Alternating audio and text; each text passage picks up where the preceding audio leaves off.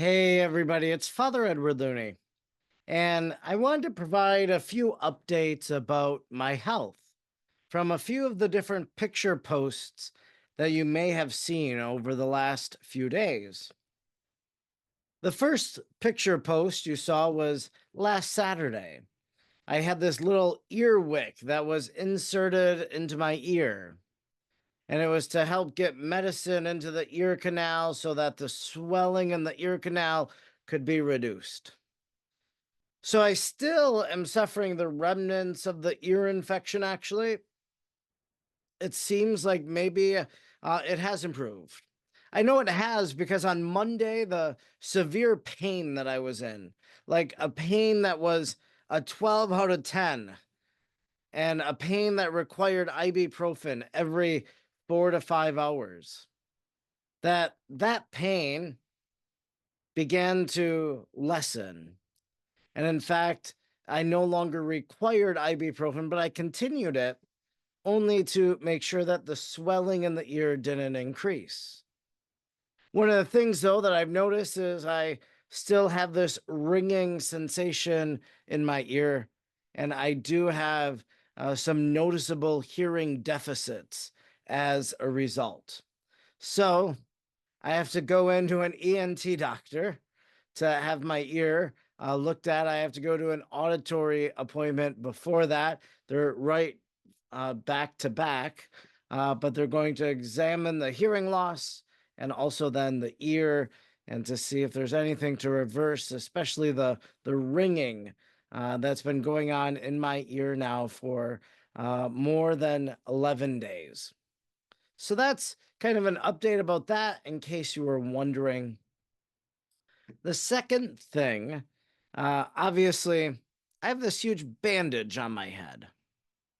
And like, why does Father Edward have this bandage? Now, I could probably do a caption this on social media.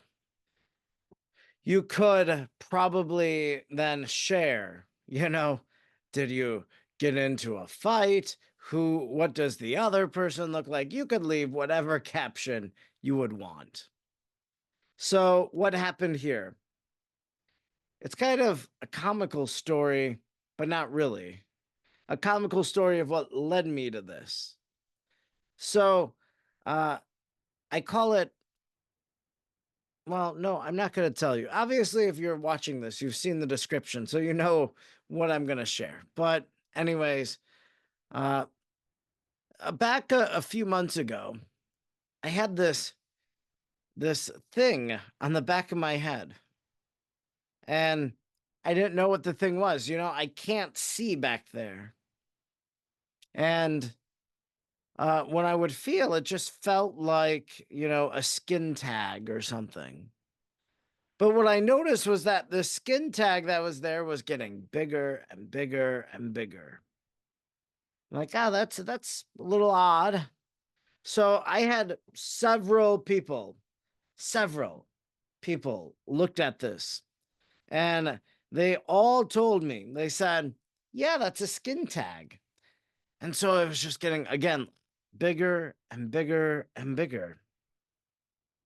So I made the decision, well, I should go to the dermatologist. So I had been to the dermatologist one other time for one other little thing I wanted to get checked. And I had one that I had gone to. So I'm like, okay, I'll call this dermatology clinic, see if I can get an appointment. I tell them the story. I'm like, yeah, I got this thing on the back of my head and it's getting bigger every day. I played with it. Whatever. So they're like, okay, we have an appointment on this date. And I'm like, yep, I'll take it. In the meantime, what happens one day, I feel back there. And I'm like, oh, that skin tag's not there. Happened to be a Sunday morning. I was driving to Cecil.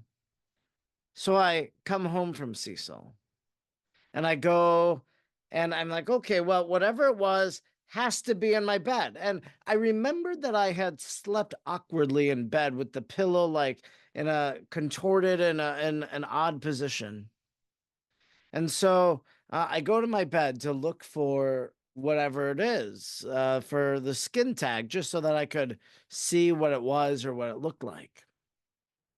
Well, what I found in my bed was something that very much surprised me because it was a tick.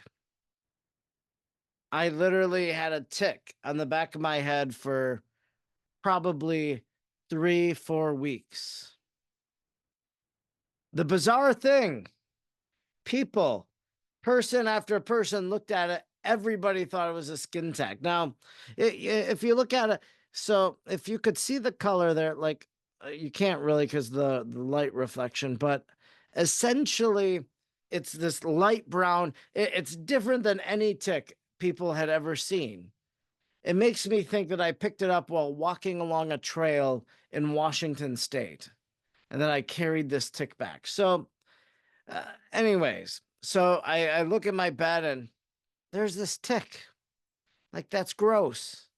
And I thought, I didn't know it was a tick. I thought it might be. So I texted a picture to someone. I said, "What is this?" He said, "It's a tick." Fortunately, it wasn't a deer tick. It looks like it's a wood tick. And I never suffered the effects of Lyme's disease. I've not been tested, but when I go in for my physical and they do blood work, I will ask them to do that test. But I had this tick growing on the back of my head. So I have this appointment at the dermatologist, and I'm like, well, I could cancel it. I don't really need to go. I know what it was. So uh, I don't cancel the appointment.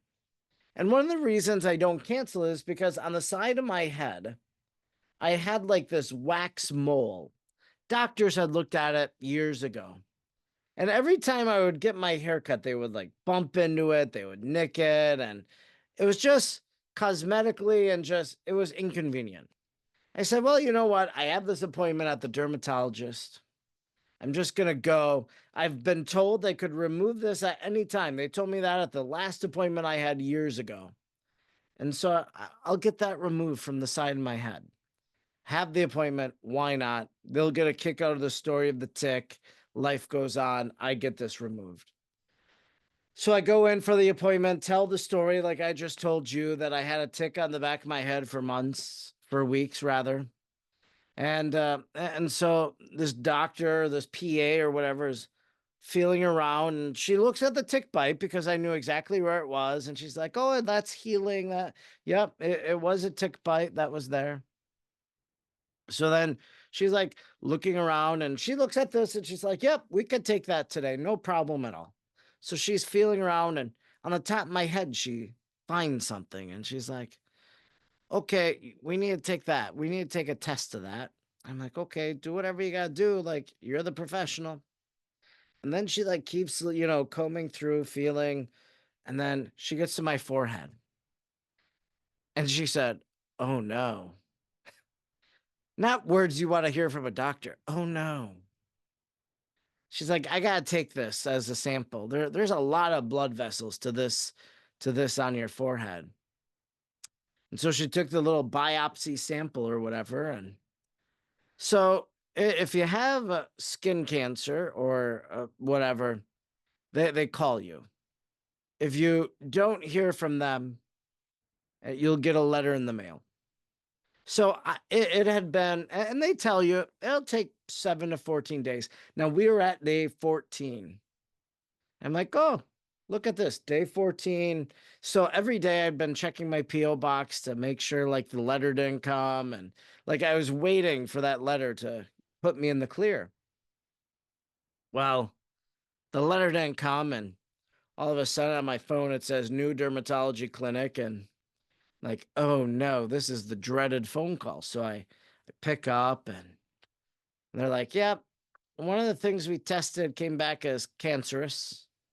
You so we need to schedule a procedure, and they explain this most procedure and all this stuff. And so I had a basal cell carcinoma, and it was right here like a unicorn's horn on my head. So they removed that today. I was fortunate, sometimes they have to go layer 2 or layer 3. I was only layer 1. I had actually looked at pictures from December and January of last year and this year, and I'm like, I don't see this in any of those pictures. So it was something that had recently kind of emerged on my skin. And so, yeah, I had basal cell carcinoma cut out today, which is why I have this pressure bandage on my forehead. Have to keep it there for 48 hours. Thanks be to God, this weekend I'll just have a big band-aid over the stitched area. But that's what happened. Now, if you made it this far, thanks for listening. But why do I share just this simple little story? It's kind of like a testimony because I share this because a tick bite led me to the dermatologist. I would not have gone to the dermatologist if it wasn't for the fact that I picked up a tick that I thought was a growing skin tag and wanted to have it looked at by a doctor. Never would I have gone to the dermatologist. So a tick bite prevented whatever this was, this basal cell carcinoma, from growing however fast it would grow. They say it's slow growing, but I don't know when I would have ever gone to the dermatologist. And if my primary care doctor wouldn't have seen it or noticed it or looked at it, I didn't know I had something there. And so, I could have gone a long time without it being, I could have gone a long time without a diagnosis. So I share my little story with you because I just want to encourage all of us. Sometimes it's easy. It's easy for us to say, I'm not going to that doctor's appointment. I'm not doing the physical. I'm not, for women, I'm not doing the mammogram. I'm not doing the colonoscopy. I'm not doing the dermatology appointment. But these routine things that we are supposed to do, they help find things before they become a big problem. So, my encouragement, whatever routine procedure or routine evaluations you're supposed to have, schedule those appointments, go to them. And when you catch something early on, you're going to be grateful that you did. So I get these stitches out next Friday. There are internal stitches that'll dissolve in like 6 to 8 weeks, I think they said. But yeah, I have to go back more frequently now since I had some lesion for skin checks or whatever. But yeah, that's my little story about basal cell carcinoma. And yeah, hopefully, if you do a preventative check and you have it, it'll be caught as early as mine was. Thanks so much. God bless you.